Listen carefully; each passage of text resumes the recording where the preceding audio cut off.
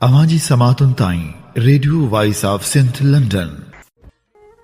नाम्यारे लेखक हसन मुश्तबा जी ख़ूबसूरत लिखणी जो उनवान है साना ऐं उन जी तारीख़। हिन लेख जी अॼु असीं अवां जी ख़िदमत में पेश करे रहिया आहियूं पहिरीं क़िस्त। ही साल 1979 हो। भुट्टे खे फाही अची चुकी हुई, जंहिं लाइ उनखां कुझु अरसो अॻु तहरीक रिसाले में रसूल बख़्श पलीजे चयो हो त भुट्टे जी फाही खां पोइ पाकिस्तान सिंधियुनि लाइ अजनबी बणिजी वेंदो। उन्हनि ॾींहनि में हिते अमेरिका जी रियासत कैलिफोर्निया में हिकु सिंधी डॉक्टर दिलि जे बीमारियुनि जे इलाज जो माहिर डॉक्टर खुहावड़ रहंदो हो। हीअ पहिरियों शख़्स हो जंहिं अमेरिका में सिंधियुनि जी पहिरीं तनज़ीम शायदि अमेरिकन सिंधी एसोसिएशन क़ाइमु करण जी कोशिशि कई हुई। ज़ुल्फ़कार अली भुट्टे खे जॾहिं फाही आई त हुन भुट्टे लाइ जनाज़े निमाज़ बि कराई हुई। उहो हिते अमेरिका में शायदि सिंधियुनि जो पहिरियों गुमनाम सिपाही हो, जंहिं बाबति हिते घणनि खे ख़बर न आहे।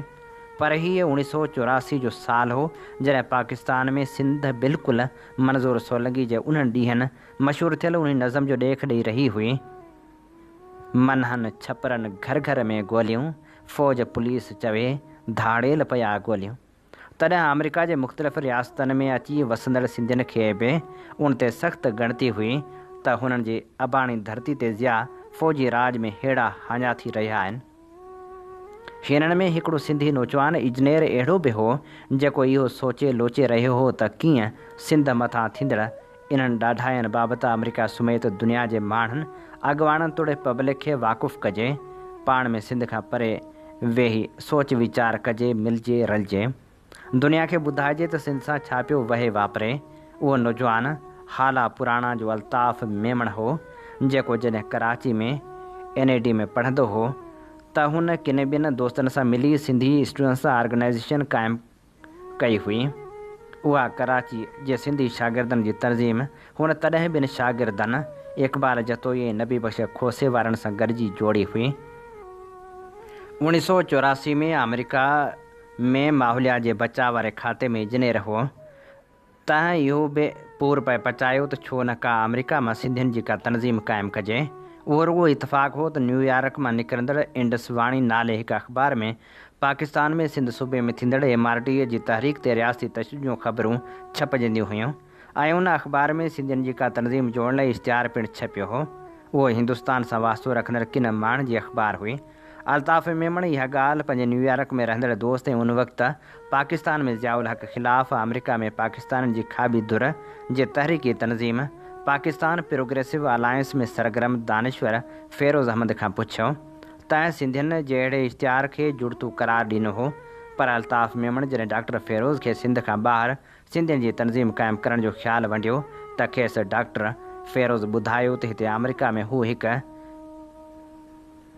अहिड़े ॿिए सिंधी खे सुञाणे जेको पिणु अमेरिका में सिंधियुनि जी तनज़ीम क़ाइमु करणु घुरे थो ऐं हुन ॿिए सिंधी जो नालो आहे जावेद लगारी। अहिड़ी रीति अल्ताफ़ मेमण ऐं जावेद लगारी अमेरिका में सिंधियुनि जे हिकु प्लेटफार्म तां दुनिया खे अमेरिका समेत सिंध में सिंधियुनि सां थींदड़ नाइंसाफ़ियुनि बाबति वाक़ुफ़ु करण जे ख़्याल सां गॾिजी पिया। फ़िरोज़ अहमद जेको सिंधी आगा ख़ानी हो ऐं जॉन हॉपकिंस यूनिवर्सिटी में समाजी साइंस जो प्रोफेसर बि हो, कैनेडा खां पाकिस्तान फोरम रिसालो बि शाया कंदो रहियो हो, जंहिंमें घणो तणो ज़िया मार्शल मुख़ालिफ़ मवाद छपजंदो हो। अल्ताफ़ मेमण फ़िरोज़ अहमद जे उन रिसाले जो मुस्तक़िल ख़रीदार हो ऐं अहिड़ी रीति डॉक्टर फ़िरोज़ सां हुन जे ख़्यालनि जी ॾे वठि थी ऐं हू दोस्त बणिजी पिया। उनखां अॻु डॉक्टर फ़िरोज़ ज़िया जी मार्शल जे शुरूआती सालनि में पाकिस्तान आयो ऐं हुन फ़ाज़िल राहू ऐं सिंध में रसूल बख़्श पलीजे सां संदसि उन्हनि ॾींहनि वारे सिंधी अवामी तहरीक सां बि कमु करणु लॻो। राहू के वारी सिंधी हारी कॉन्फ्रेंस में बि शरीक थियो हो, पर पोइ पलीजे सां संदसि इख़्तिलाफ़ थिया ऐं हूअ अमेरिका मोटी आयो। डॉक्टर फ़िरोज़ केरु हो? कंहिं वक़्तु अमेरिका में पाकिस्तान ऐं हिंदुस्तान खां खाबी धुर जा टे दानिश्वर पंहिंजे ख़्यालनि सरगर्मियुनि ऐं लिखणियुनि सबबि मशहूरु हुआ। उहे हुआ इक़बाल अहमद, एजाज़ अहमद ऐं फ़िरोज़ अहमद। उन्हनि टिन्ही ॼणनि खे अमेरिका में खाबी धुर जी टिमूर्ती चयो वेंदो हो। उहो सर्द जंग जो ज़मानो हो। 1980 जो अमेरिका में ज़मानो वियतनाम जंग खां अफ़गान जंग ताईं जो ज़मानो हो, जॾहिं पाकिस्तान में जनरल ज़ियाउल हक़ ज़ुल्फ़िकार अली भुट्टे जी हुकूमत जो फ़ौजी बग़ावत तहत तख़्तो ऊंधो करे मुल्क में मार्शल फ़ौजी आमरित मड़ी त हुननि टिन्ही ॼणनि उन जे ख़िलाफ़ अमेरिका में रहंदड़ संदन हमख़्याल माण्हुनि सां गॾिजी हिकु तनज़ीम पाकिस्तान प्रोग्रेसिव अलायंस जोड़ी, जंहिंमें हुननि सां गॾु पंजाबी जो मशहूरु दानिश्वर तॾहिं अमेरिका में नओं आयल मुंहिंजो दोस्त डॉक्टर मंज़ूर एजाज़, जंहिंखे मां एज़ाज़ी सिंधी चवंदो आहियां, ऐं शफ़क़त ख़ान, जंहिंखे मां फ़ातिह ज़ियाउल हक़ चवंदो आहियां, शामिलु हुआ।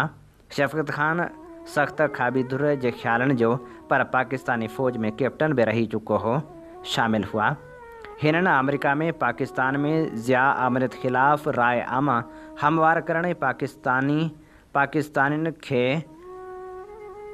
मुनज़म करण जो कमु शुरू करे ॾिनो।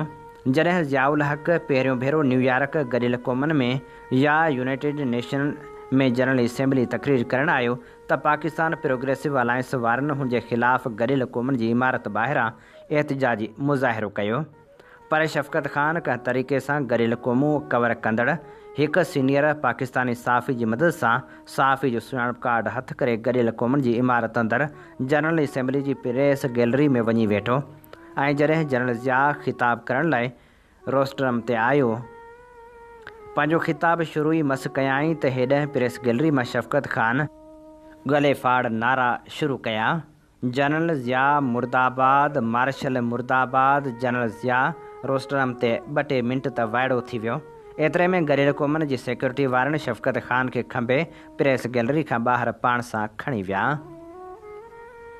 हीअ असीं नामियारे लेखक हसन मुश्तबा जे लेख जी पहिरीं क़िस्त अव्हां जे समातनि जी नज़र करे रहिया हुआसीं। अव्हां जी समातुनि ताईं radio voice of Sindh London